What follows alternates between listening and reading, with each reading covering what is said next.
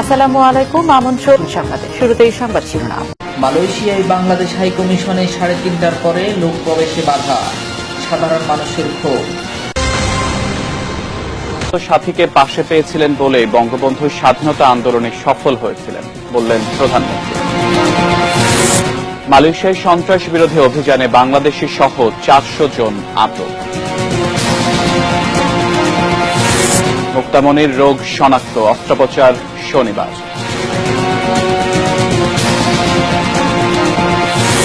সহায়তার পরেও পোশাক খাতে আয় কমেছে 550 কোটি টাকা। এবং টাঙ্গাইলে কলেজ ছাত্র হত্যা মামলায় 12 জনের ফাঁসির আদেশ।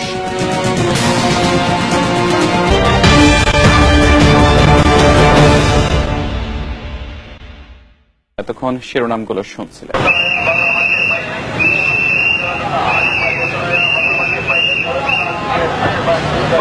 মালয়েশিয়ার রাজধানী কুয়ালালামপুরে বাংলাদেশ হাইকমিশনে সকাল 8:30 থেকে বিকেল 3:30 পর্যন্ত লোকজন প্রবেশের সময়সীমা নির্ধারণ করা হয়। জনবলের তুলনায় অধিক সংখ্যক লোক পাসপোর্ট অথবা তাদের সমস্যাজনিত কারণে আসায় বাংলাদেশ হাইকমিশনের কর্মকর্তারা সামাল দিতে অনেকটাই অপারগতা প্রকাশ করছেন। 10,000 লোক আসবে, 10,000 লোকের যাবতীয় প্রসেস কমপ্লিট করে কিন্তু এখান থেকে পাঠাতে হবে। আর যাবতীয় জিনিস প্রসেস করে কমপ্লিট করে পাঠানোর ক্ষেত্রেও আমাদের অসংখ্য ম্যান পাওয়ারের দরকার। আমরা সবকিছু একসাথে করছি, আমাদের শেষ বিন্দু শ্রম দিয়ে আমরা সবাই এখানে কাজ করছি। দিয়ে তারপরে আমরা অফিস ক্লোজ করব। আমরা যে কাজ করছি একসাথে 8টা কাউন্টার অপারেট করছি, যাতে সবাই আপনারা সেবা পান, সেবা থেকে কেউ বঞ্চিত না হন। আপনাদের জন্য আমরা সর্বোচ্চটুকু করছি। নিজেদের ধারণ ক্ষমতার চাইতে প্রতিদিনই তারা অনেক বেশি পরিমাণ মানুষকে সার্ভিস দিয়ে যাচ্ছেন এবং সহযোগিতা করছেন, তবুও সামাল দিতে পারছেন না মানুষের ভিড়। অপরদিকে বিল্ডিং কর্তৃপক্ষের নানা প্রকার জটিলতায় সাধারণ মানুষগুলো প্রতিদিনই ভোগান্তির শিকার হচ্ছে।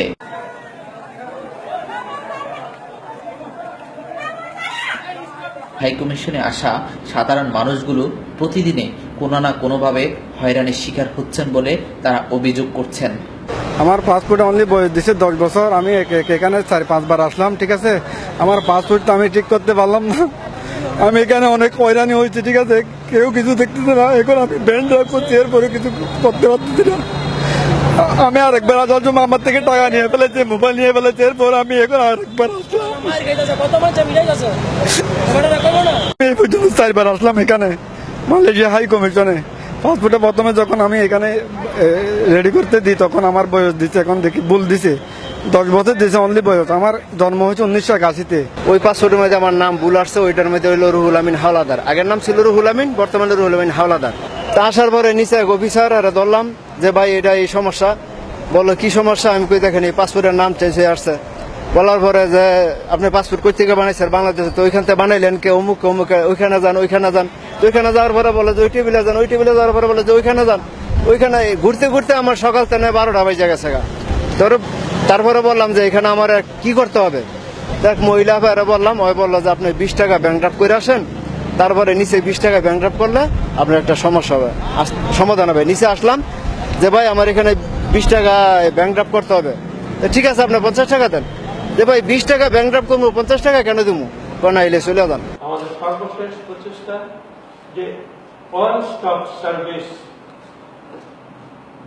দূতাবাসে আসবেন, এখান থেকে উনি যত ধরনের সার্ভিস দরকার, পাসপোর্ট এর জন্য ফটো তুলতে হবে, পাসপোর্টের জন্য ফর্ম ফিল আপ করতে হবে, কোনো কাগজ অ্যাটাচড করতে হবে, এমনকি ব্যাংকিং সার্ভিস, ব্যাংক আমরা নিয়ে আসতে পারিনি, ব্যাংকিং সার্ভিসও আমরা এখানে নিয়ে এসেছি, যাতে একজন লোক তার বৈধ কাগজ নিয়ে কোনোভাবেই দূতাবাসে এসে বসতে পারলে আর তার কোনো প্রকার ঝামেলা নাই এবং এই কাজের ফলে আমি নিশ্চিত যে সমস্ত দালাল বা দুষ্ট প্রকৃতির লোক যাদের কাছ থেকে তারা প্রতিনিয়ত প্রতারিত হচ্ছে, ওনারা প্রতারণার হাত থেকে রক্ষা পাবে।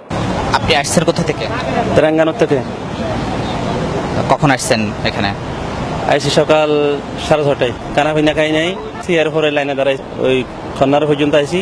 এখন কিছু হয় না, মানে টুটুক হয়ে গেছে, বন্ধ হয়ে গেছে, অফিস বন্ধ হয়ে গেছে।